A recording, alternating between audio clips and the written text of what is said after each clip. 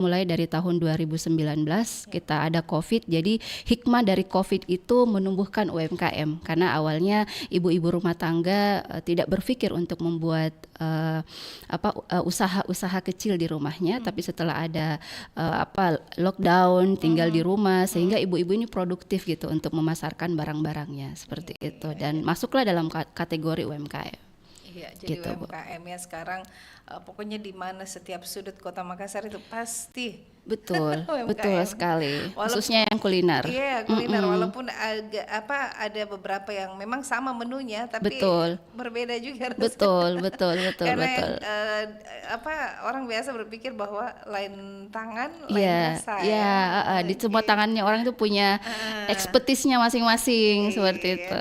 Iya. Nah, Bu Wana, ini apa saja tantangan utama yang biasanya dihadapi UMKM kuliner ini di lapangan? Oke, baik. Ada Iya. beberapa tantangan. Yang pertama adalah pemasaran itu sendiri gitu. Walaupun sekarang ini kan kita sudah di status WhatsApp saja kita bisa jualan seperti itu ya. Apalagi di platform-platform yang lain seperti sekarang Shopee Food udah ada gitu ya. Habis itu juga sudah ada beberapa marketplace yang bisa kita jualan di tempat itu. Jadi tapi tetap UMKM ini yang pertama hal adalah pemasarannya. Pemasarannya dalam artian mungkin sebagai dosen kali ya kita dari akademisi gitu perlu mendampingi UMKM dalam hal memasarkan kulinernya atau dalam hal barang yang dia jual seperti itu.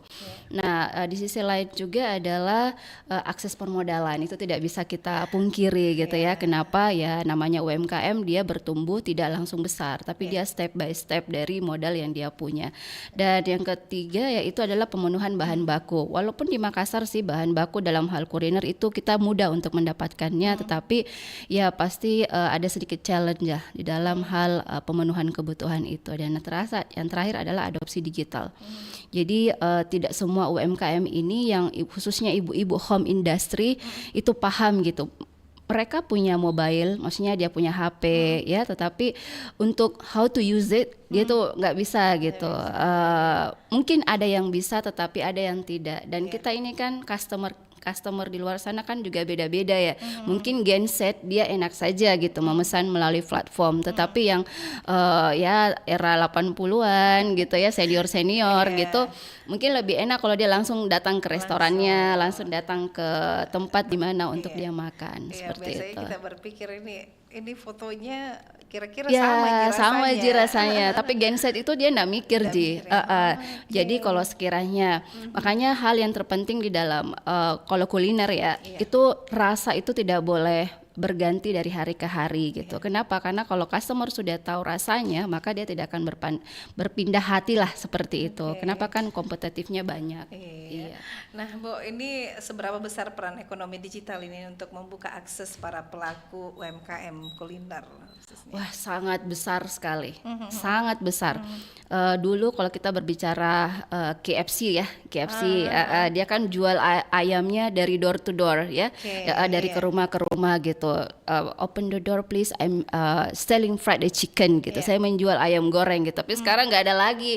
Pernah nggak Ibu merasakan sampai detik ini ada sales datang di rumah Ibu atau jualan gitu? Nggak pernah ya? Dulu 10 tahun yang lalu mungkin ya. Masih waktu kecil Ibu ya. Iya gitu. Tahun 90-an ya. Iya begitu. Itu masih memperkenalkan dulu fried chicken. Iya begitu. Tapi sekarang ya dengan adanya platform digital itu lebih mudah lah UMKM memasarkan. Tapi kembali lagi yang tadi saya sampaikan, bagaimana skillnya, ilmunya juga butuh diupdate seperti itu.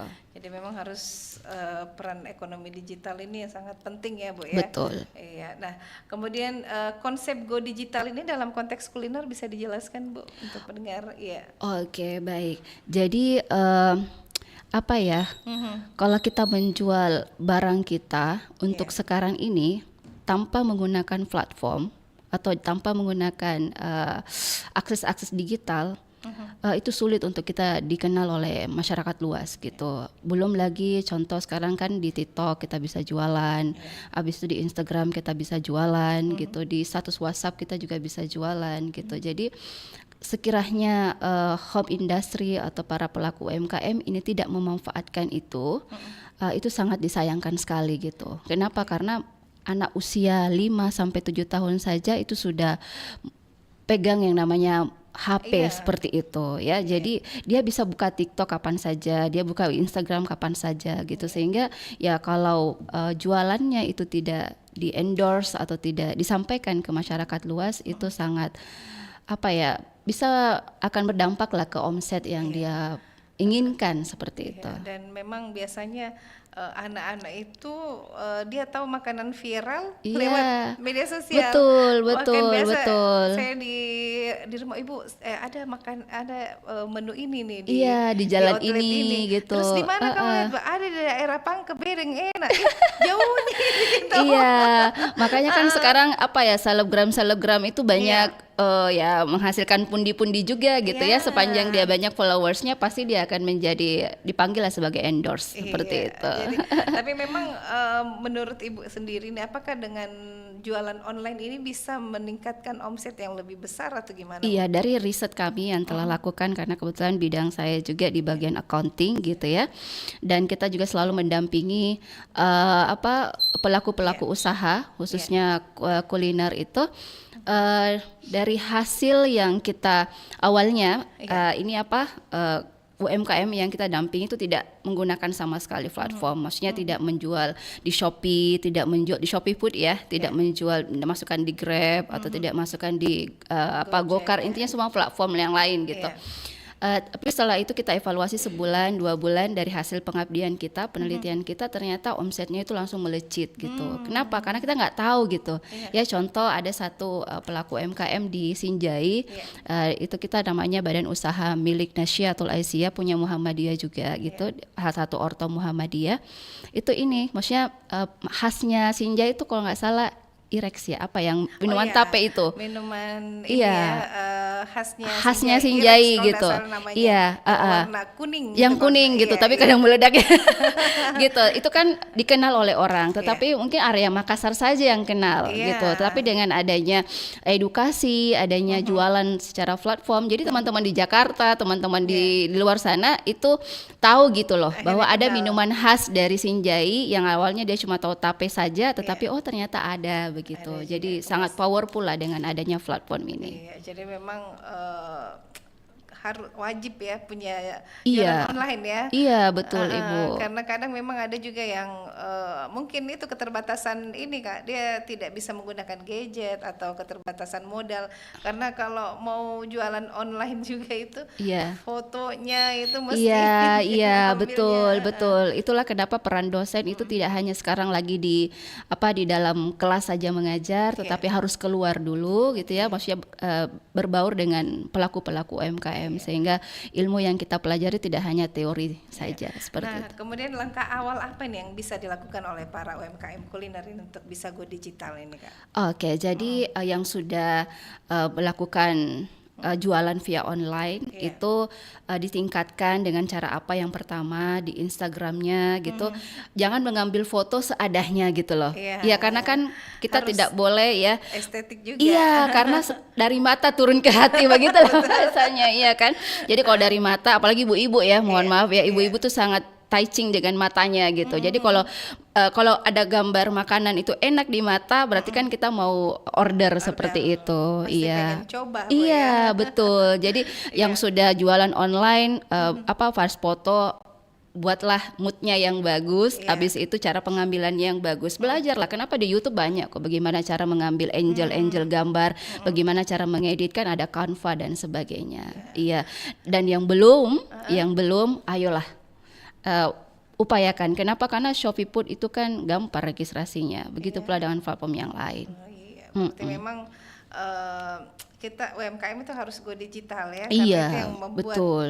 Terkenal ya, Betul. dan bisa meningkatkan omset, dan itu sudah risetnya memang berhasil ya. Iya, Kak, ya? betul, berhasil. Alhamdulillah omsetnya itu dari tahun ke tahun meningkat gitu. Dan kalau dia meningkat kan ya semuanya juga akan merasa gitu. Maksudnya merasakan manfaatnya, karyawannya, bermanfaat. Dan itu pun kalau memang jualan online-nya sudah bagus, tapi harus cepat respon ini. Kadang biasa Betul. kita Ah, WA dari ah, ah, ah, misalnya betul. kita mau pesan pagi nih jam 7, Iya. jam 11 siang baru dibalas. Betul Iya, sekali. iya, iya. Itu salah satu evaluasi yang sudah menggunakan platform digital itu. Dan Iya. pastikan kalau makanan dia harus senantiasa sampai di customer itu dengan kualitas yang baik gitu. Itu masih harus dijaga juga. Nah, Iya. kemudian UMKM bisa memanfaatkan platform ini seperti marketplace, media sosial hingga aplikasi pemesanan makanan itu bagaimana caranya, Kak? Bagaimana UMKM ini bisa memanfaatkan platform? Oke, jadi yang pertama yang seperti saya sampaikan sebelumnya, ya harus registrasi dulu lah ya. Iya. Seperti di Shopee Food gitu kan, habis itu dia di Grab Food, GoFood, ya semuanya lah gitu. Dia harus registrasi dan pada saat dia registrasi jangan di awalnya saja panas gitu, habis itu lama-lama menghilang gitu. Jadi terus di charge lah semangatnya gitu. Itu yang banyak sering terjadi tuh gitu. Misalnya ini semangat kini 1-2 bulan ini, terus Betul. kita sudah rasanya sudah kayak melekat di hati, pas mau Iya. nyari di bulan berikutnya Nggak ada mie gitu, iya. itu menurut Bunda sendiri gimana caranya para pelaku UMKM itu untuk terus mempertahankan? Oke, dalam bisnis itu kan pasti ada tantangannya ya. Kalau tidak ada resiko yang kita hadapi ya bukan bisnis namanya gitu. Jadi kalau khusus untuk kuliner saja ya, karena kan UMKM ini kan berbagai jenis ya, ada kuliner, ada pakaian dan semuanya gitu. Khusus untuk kuliner, sepanjang dia bisa maintain kualitas makanannya, kebersihan makanannya, dan pasti harganya juga ya. Kenapa kan sekarang contoh lah ada bakso ya jualan di luar sana, tapi ada bakso inilah, bakso inilah, bakso inilah, udah. Banyak sekali. Iya, tetapi kalau customer tahu bakso ini enak, bakso ini sehat, bakso ini berkualitas, walaupun mungkin ada di Maros atau di Takalar, itu pasti dia akan datang gitu. Kenapa? Ada GoFood gitu, ada Gojek gitu yang bisa dia pesan di mana saja gitu. Jadi memang kita sebagai pelaku UMKM ini jangan tidak mau belajar dengan digital ya. Iya, betul, nggak boleh melek digital. Wajib ini. Iya. Kenapa? Karena ya sudah di eranya gitu loh. Iya. Ya maaf ya, di sini kan di Makassar aja sudah banyak ya, mohon maaf toko-toko tutup gitu ya. Kenapa disebabkan? Karena tidak mau beradopsi gitu dengan kondisi sekarang. Di Tanah Abang, di Tamrin City, bahkan kalau di luar negeri itu mungkin di sini juga ya di Indonesia sudah banyak. Kita cuma berbicara, dia jualan di depan di depan HP-nya saja, depan kamera saja. Jadi cuma ada slot-slot kecil gitu di dalam satu pasar. Kenapa? Karena customer nggak datang ke pasar gitu. Jadi cuma tempat barang aja. Iya, tempat barang, mungkin ada gudangnya. Habis itu dia bagaimana dia menjual gitu lah. Dan itu laku. Iya, dan itu laku, laris. Itu luar biasa Iya. larisnya. Nah, iya, ini adakah tips praktis ini untuk membuat konten kuliner yang menarik secara online tanpa harus mahal? Karena memang banyak ini beberapa kodong dia bilang, HP ku tidak maksimal Iya, mana lagi betul. mau sewa fotografer. Oh iya, betul. Itu dia. Bagaimana ini Bunda? Iya. Jadi selama HP kita bisa ngambil gambar, menurut saya ya, selama masih bisa mengambil gambar, gak perlulah yang mahal-mahal begitu, dan kita konsisten. Ya, kenapa? Karena kalau hari ini kita upload, besok kita malas karena banyak customer, habis kita upload. Jadi memang dalam satu timnya itu adalah satu adiknya Kak atau yang genset gitu ya yang menemani dia. Karena kalau ya senior ini biasanya malas gitu untuk mengambil gambar gitu. Jadi panggillah mungkin anaknya gitu kalau dia punya anak atau keluarganya sehingga pengambilan gambarnya itu menarik. Dan sekarang banyak platform gratis. Ya, kita bisa gunakan. Bisa digunakan ya. Jadi tidak sulit sekarang mana dulu kan itu orang kasih keluar jualannya menunggu di situ. Ini Betul. sekarang sudah wajib nih orang pokoknya live sangat TikTok, disayangkan live kalau Instagram, sangat disayangkan kalau sekiranya di pinggir jalan bapak-bapak ibu-ibu itu pada pegang HP semua, tapi jualannya nggak dikenal orang gitu. Minimal status WA Iya, setidaknya status WA-nya. Kenapa tidak ada di kontak WA kita itu cuma satu orang? Pasti lebih dari 100 ya, betul. lebih dari ratusan di dalam status WA itu gitu. Dan satu orang punya teman, udahlah. Pokoknya Iya. harus dimanfaatkan itu di Iya, era digital betul ya. sekali. Iya. Nah, kira-kira bagaimana pentingnya pencatatan keuangan digital atau aplikasi kasir digital bagi UMKM? Oke, sebenarnya sekarang itu sudah banyak platform-platform, maksudnya yang menyediakan gitu ya, kas masuk, kas Iya. keluar gitu. Habis itu yang masuk apa yang terjual hari ini berapa, habis Iya. itu yang sisa dagangan berapa gitu. Iya. Kita tinggal input aja ke dalam. Iya, dan semua ada di YouTube. Kalau mau cari yang gratis, itu Oke. semua ada di YouTube dan kita tinggal download Play Store-nya, aplikasinya. Aplikasi, iya. Habis itu kita masukkan ke dalam. Cuma itu lagi, kadang UMKM malas menginput ke dalam. Jadi kalau sekiranya malas, maksudnya tidak ada waktu untuk menginput ke dalam, Iya. setidaknya dicatat lah. Oke. Iya, Iya. gitu. Nah, Bu Ana ini tadi kan lebih ke kewirausahaan ya, kewirausahaan juga. Iya, betul. Nah, pasti ini kan biasa apa modal terus uang pribadi. Ini biasanya tergabung. Akhirnya biasa kadang pengeluaran pribadi itu dimasukkan. Oke, betul, Ya, gimana sebaiknya nih para UMKM untuk Iya. lebih mensiasati modal dan pengeluaran. Betul Iya. sekali. Jadi kalau startup kan Iya. kita kalau startup itu kan masih merangkak lah gitu. Oke. Bagaimana bisa up down gitu. Tapi saya mau bicara dulu jikalau dia sudah up, maksudnya sudah besar. Jadi kalau sudah besar itulah kenapa toko-toko yang restoran besar gak pernah itu di atas jualannya di bawah tempat tinggalnya atau dibawa jualannya di atas tempat tinggalnya. Dia harus berpisah dari area bisnisnya. Baik. Kenapa? Karena dalam satu building itu kan dia harus bayar listriknya, airnya. Nah, kalau dia tinggal di situ juga, berarti kan dia tidak bisa memanage biaya-biaya yang keluar dalam satu bulannya, gitu. Nah, tapi kalau sekiranya dia startup nih, maksudnya dia baru anggaplah jualan pemula, jualan cilok gitu. Oke. Pasti kan di rumahnya sendiri ya, Iya. dia memasak, pakai listriknya sendiri, airnya sendiri.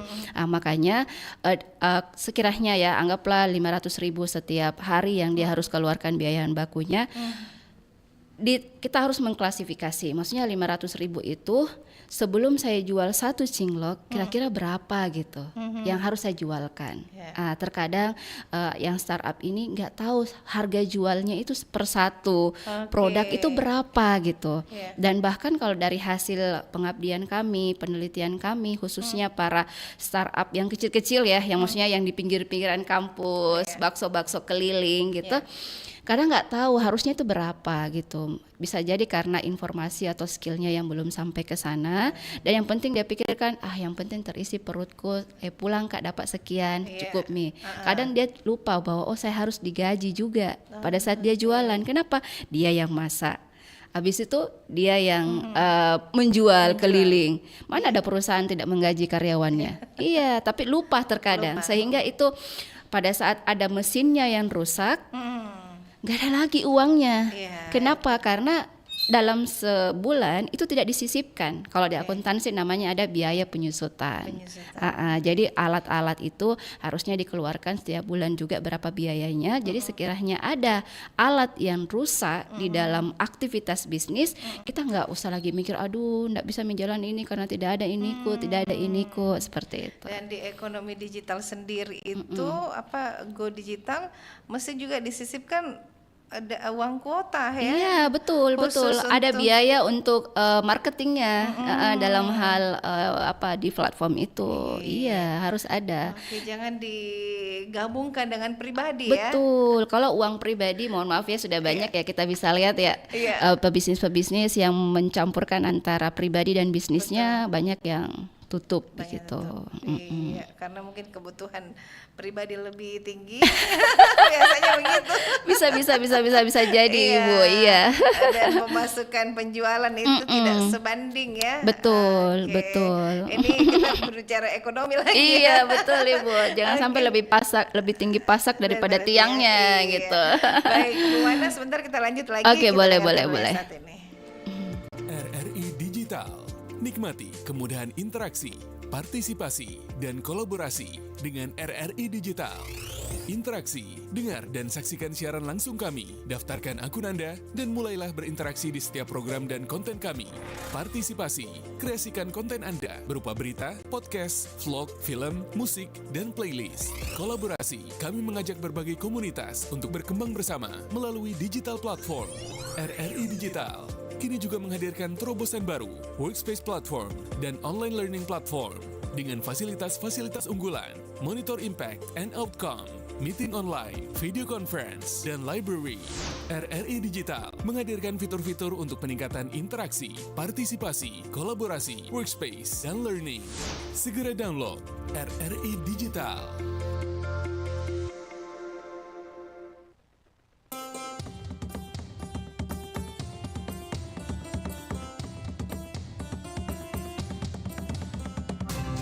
Pro 4, Suara Budaya Sulawesi Selatan. Baik sahabat budaya, Anda masih mendengarkan kami di obrolan kuliner tema khusus Astacita Ekonomi Digital, tentunya UMKM Go Digital, Jalan Pintas menuju Pasar Luas bersama Ibu Agus Diwana Suwarni SMSI ACC ya, dan juga sebagai Wakil Dekan 1 Fakultas Ekonomi Bisnis Universitas Muhammadiyah Makassar. Nah, Bu Wana tadi sudah banyak kita berbincang ya. Nah, Betul. kemudian ini apakah ada peran kampus ini atau lembaga pendidikan seperti Universitas Muhammadiyah dalam mendukung UMKM digital? Oke, baik. Jadi sekarang dosen, kalau kami di Muhammadiyah itu namanya Catur Dharma. Kalau di luar dari Muhammadiyah, maksudnya perguruan tinggi Muhammadiyah itu namanya Tridharma. Apa itu Tridharma? Ada 3. Yang pertama adalah pengajaran pastinya, penelitian dan pengabdian masyarakat. Jadi dosen sekarang itu tidak hanya mengajar dalam kelas, tetapi harus mengadakan penelitian dan harus melakukan pendampingan. Nah, kalau kami di Fakultas Ekonomi dan Bisnis itu memang kita salah satu aim-nya adalah dosen tidak hanya melakukan pengabdian di tempat-tempat seperti panti jompo gitu ya, panti asuhan, tetapi kita mendampingi para pelaku UMKM gitu. Iya, jadi di dalam penelitiannya nanti juga kita ingin melahirkan apa sih yang perlu dikembangkan untuk para pelaku UMKM khususnya dalam digital ini. Karena kan ada pembayaran seperti fintech gitu ya. Dan tidak hanya pembayarannya saja, tetapi nanti kalau sekiranya dalam sebulan atau setahun dia mengeluarkan zakatnya gitu. Karena jangan juga kita menjual tapi kita lupa dengan zakatnya gitu ya. Oke, nah kemudian jadi peran dari lembaga Universitas Muhammadiyah itu tadi ada Tridharma. Iya, jadi Tridharma yang untuk semua universitas yang ada di Indonesia, dan kami kalau di Muhammadiyah, perguruan tinggi Muhammadiyah itu namanya Catur Dharma. Jadi Catur Dharma itu yang keempat adalah pengabdian al-Islam ke Muhammadiyahan. Karena kan kita dari organisasi Muhammadiyah ya gitu. Jadi ada ranting-ranting, ada cabang Muhammadiyah yang perlu kita juga beri motivasi atau pendampingan seperti itu. Oke. Nah, kemudian ini apakah mahasiswa atau akademisi bisa menjadi pendamping UMKM dalam digitalisasi? Oh iya, sangat bisa sekali. Iya. Kenapa? Karena mahasiswa kami itu kita bekali gitu. Jadi khusus di fakultas kami dan tidak hanya di Fakultas Ekonomi. Jadi semua fakultas khususnya di Unismu ya, itu belajar kewirausahaan. Oke. Jadi walaupun Fakultas Kedokteran dan Ilmu itu FKIK kita panggilnya, itu juga belajar, tapi cuma tiga atau 2 SKS saja. Tapi kalau kami di ekonomi itu kewirausahaan 1 dan kewirausahaan 2 gitu. Iya. Jadi memang didalami betul ini kenapa bisa UMKM ini penjualannya bisa anjlok. Tapi memang sudah diteliti itu ya Bu Wana ya, apa saja yang biasa sampai tutup kulinernya 1-2 bulan terbuka, kemudian bulan ketiga itu rata-rata apa ini yang menjadi masalah dari Dari hasil penjualannya? pengamatan kita, dari pengabdiannya kita itu, yang pertama adalah khususnya untuk kuliner tidak memaintain rasa. Dia hanya kan sekarang mohon maaf ya, kalau udah viral antrinya nggak karuan, panjangnya bukan main gitu. kalau kita antri gitu. Tapi setelah after 1 month, after 2 months, gak antri lagi gitu. Itu kenapa? Karena bisa jadi rasanya unpredictable. Maksudnya dilihat fotonya cantik, enak gitu, tapi dicoba biasa aja gitu. Dan kita makanan itu kan repeat. Gak ada orang makan 1 kali aja dalam sehari, pasti 3 kali gitu. Besok lagi makan lagi gitu. Jadi kalau kualitasnya tidak dijamin ya itu bisa menjadi salah satu bisa kolaps. Bisa tutup. Iya, Jadi rasa begitu, memang ya gitu. mesti ada SOP-nya juga. Iya, betul. Karena kalau kita beli bahan makanan, biasanya kan itu agak ya, kalau yang basah-basah ini makanannya Iya, berubah rasa kalau betul, sudah berbeda betul ya. sekali. Iya. Apalagi kalau kita pakai platform seperti Shopee Food atau Grab Food gitu, anggaplah tokonya di Maros, habis itu yang pesan di Kota Makassar, itu kan take time ya, ada beberapa durasi. Harus dipikirkan gitu, kapan harus dimasak atau digoreng gitu untuk bisa sampai ke customer. Jadi rasanya masih sama gitu. Tapi perlukah memang ini para pelaku UMKM digital harus kuliner ya khususnya, harus dia mempelajari dulu ya? Iya, bisnis itu apa ya? Ilmu. Maksud saya begini, pekerjaan yang paling tinggi resikonya itu adalah pebisnis. Iya. Tapi paling cepat kayanya pebisnis. Iya. Benar nggak? Itu dia, Iya. betul. Gitu. Pekerjaan yang lain, makanya mohon maaf ya, kita dulu ya waktu saya mungkin, kalau mau selesai S1 atau S2 jadi PNS aja gitu ya, gitu. Itu udah biasa ya gitu. Tapi kalau jadi pebisnis pasti orang tua kita bilang, jangan Medena, nanti bangkrut Ki. Benar nggak? Iya, padahal yang kaya siapa sebenarnya? Ya pebisnis gitu. Iya, tapi resikonya kan besar. Tapi how to minimize ya, bagaimana kita mengurangi resiko ya, kita belajar. Ya, kita harus update ilmu juga gitu loh. Makanya kita pelatihan dosen-dosen kami dipanggil nggak mesti dibayar gitu. Karena itu wujud pengabdian kita sebagai dosen. Iya, dan gitu. kalaupun dengar RRI Pro 4 itu ya dapat ilmu juga tentang UMKM. Iya, betul. Nanti Ibu habis ini buka usaha lagi. Iya. Nah, kemudian Ibu, ini bagaimana cara meningkatkan literasi digital masyarakat ini khususnya pelaku UMKM di daerah? Oke. Saya mohon maaf ya kalau berbicara literasi itu kan membaca ya. Iya. Tapi jangankan masyarakat umum ya. Mahasiswa saja malas gitu baca. Iya, jadi literasi di sini literasi yang bersifat platform digital seperti TikTok gitu ya. Jadi perlu dosen-dosen ini tidak lagi hanya menulis di koran ya, menulis di jurnal-jurnal artikel nasional atau internasional, tetapi dosen-dosen butuh skill juga seperti saya untuk bagaimana membuat short term di dalam TikTok itu, begini loh cara meningkatkan omset gitu, atau begini cara mengambil foto dari angel yang cantik, mungkin kalau dia bidangnya marketing gitu. Iya, karena kalau membaca WhatsApp mungkin coba Ibu pasti punya ya beberapa grup di dalam grup WhatsApp dan tidak terhitung grupnya. Kalau ada yang share, anggaplah 1 paragraf aja atau 2 paragraf, pasti Ibu gak baca kan? Iya, tapi kalau dalam bentuk video yang durasi 1 menit, pasti kita nonton. Pasti dinonton, karena penasaran. Ini iya, kalau betul. mau dibaca saja.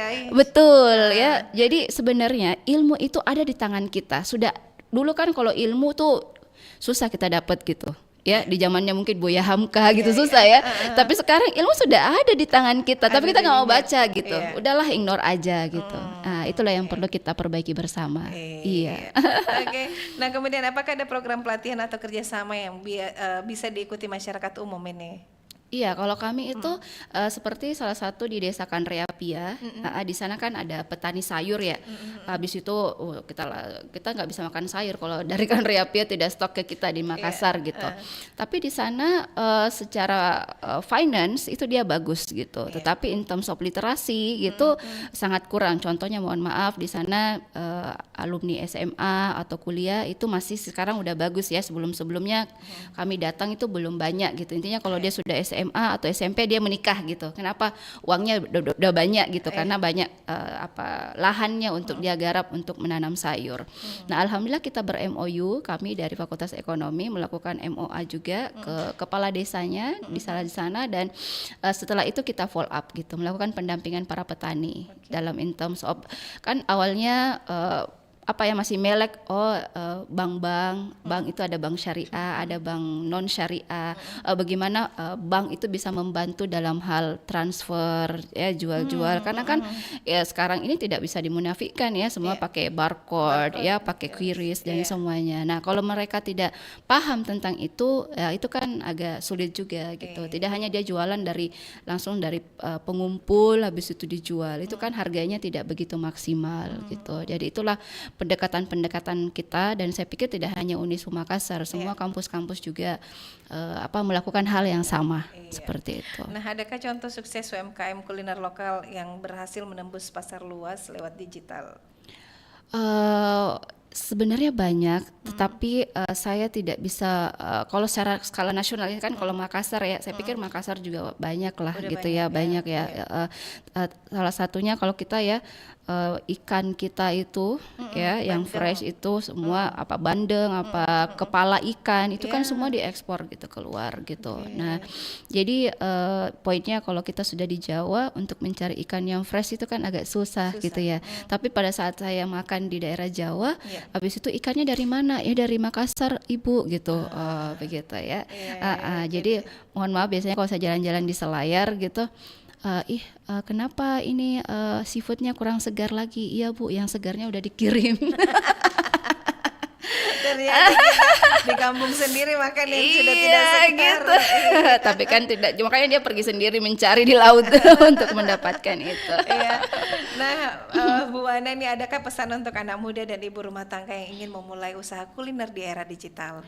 Oke, yang pertama adalah ini satu kata atau bisa berkata-kata? Yang pertama adalah sebelum berbisnis cari ilmunya dulu. Ya, setelah cari ilmunya action. Kan banyak ya di kepala aja, saya mau begini, saya begini gitu. Tapi actionnya nggak ada.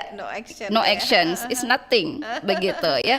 Jadi setelah kita belajar, kenapa kita belajar? Karena modal ini yang kita akan putar. Uang yang kita akan putar.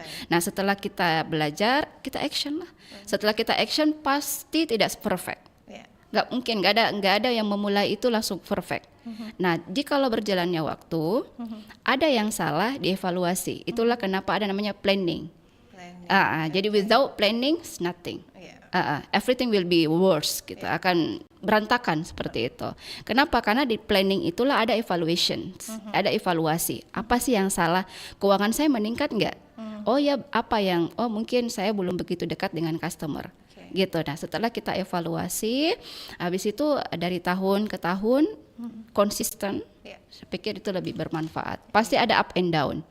Iya, begitu Ibu. Tahap-tahapnya itu harus dipelajari, didalami dulu, dipelajari, baru action ya. Nah, kemudian bagaimana peran keluarga dan komunitas ini dalam mendukung pelaku UMKM? Khususnya kalau keluarga pekerja seperti saya ya Bu ya, saya sangat mendukung UMKM karena bisa memudahkan hidup saya dalam sehari gitu. Iya, sangat memudahkan. Contoh ya, anak saya pengen makan ya tinggal cari makanan yang mana yang sesuai dengan saya, saya tinggal cari gitu. Iya, dan pasti saya akan mencari yang kualitasnya bagus. Tidak setiap hari juga, tapi at least make it simple in my life gitu. Iya. Kita contoh di Shopee itu kalau saya biasanya melihat daun pisang pun itu ada dijual di sana. Daun ketupat pun ada dijual di sana. Dan itu tidak main-main lah. Maksudnya ada gitu, dan omsetnya besar. Mungkin kalau kita di Makassar agak something funny, nggak mungkin lah kita beli daun pisang di Shopee gitu. Tapi kalau yang hidup di Jakarta, hidup yang di metropolitan, siapa? Sangat membantu sangat membantu gitu. Tinggal klik datang di depan rumah, udah selesai. Jadi sangat gitu. membantu keluarga ya. Iya, begitu. Iya. Nah kemudian terakhir ini Bu Wana, satu kalimat penyemangat untuk para pendengar kita yang ingin memulai usaha baru ini. Oke, untuk kita semua, untuk saya juga pribadi gitu, karena kalau kita ingin cepat kayanya, kita Iya. berbisnis. Baik. Dan pada saat kita berbisnis, pasti kita punya karyawan, dan karyawan kita pasti gaji. Sehingga terjadilah pemanfaatan dan saling tolong menolong. Dalam Islam ada konsepnya ta'awun, tolong menolong, gitu. Baik. Masya Allah, terima kasih banyak ilmunya dari Sama-sama, Ibu. Ibu Wana sebagai Wakil Dekan 1 Fakultas Ekonomi dan Bisnis Universitas Muhammadiyah Makassar. Terima kasih waktunya Iya, Bu. sama-sama, Bersamanya Ibu. di Pro 4 RRI Makassar. Iya. Assalamualaikum warahmatullahi wabarakatuh. Waalaikumsalam warahmatullahi wabarakatuh.